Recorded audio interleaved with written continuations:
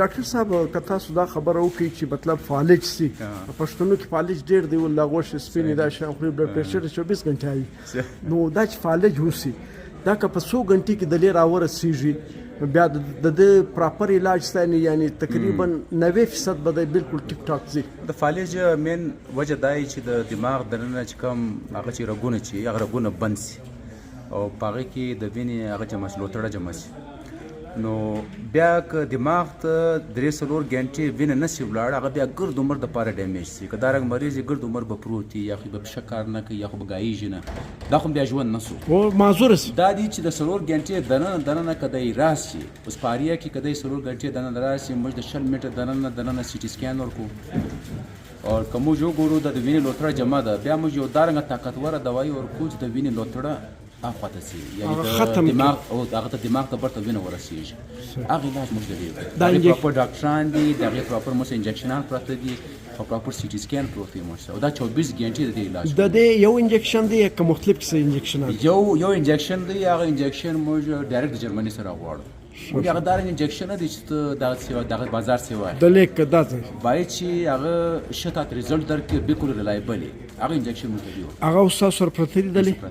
د دې نوم چشته ټي پی ای ورته وای ټي پی ای ټي پی ای ورته وای زبر څه پټو د ښکارا کم دی سیمن دا انجکشن د ټي پی ای دې ورته وای ټي پی ای الټا پلیز ورته وای دا چې د ویني لوتړه جمع سي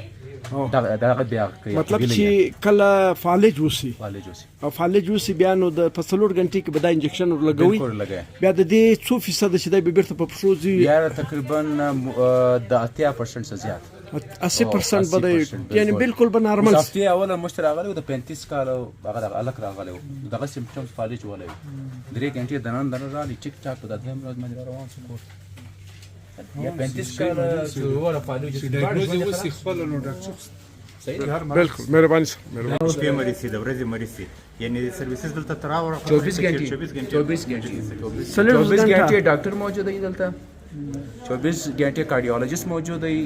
ډیوټي ډاکټران موجود دی نو دلته که 24 غنټې راځي ان شاء الله علاج درېسته او خاص کر فالج کو 4 غنټې اساسا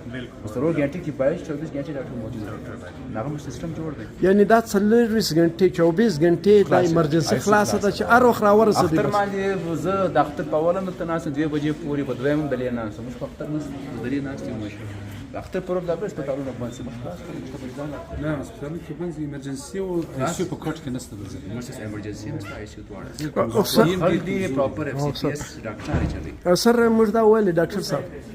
ها fridge item है बस इनको दिखाना है वो फ्रिज आइटम ډاکټر صاحب خالد دا ته وای اوس ګور دلته چې د اختر پر ورځ د اتوار پر ورځ خاص کر چې دا سیو لکه د اختر ورځ په دا ورځ باندې هسپتالو کې ایمرجنسي نه تاسو کو داریاب هسپتال په اوله راته وای چې په دې کې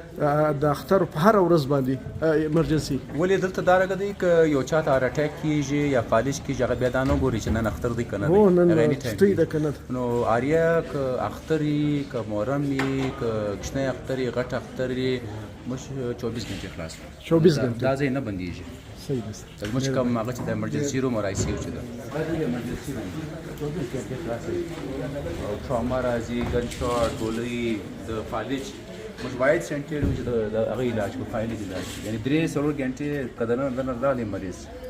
مش دارنګ دوايي ورکو چې دا ګرد سیمپټمز ختم شي او کني بیا ګرد عمر بپروت هغه علاج موجود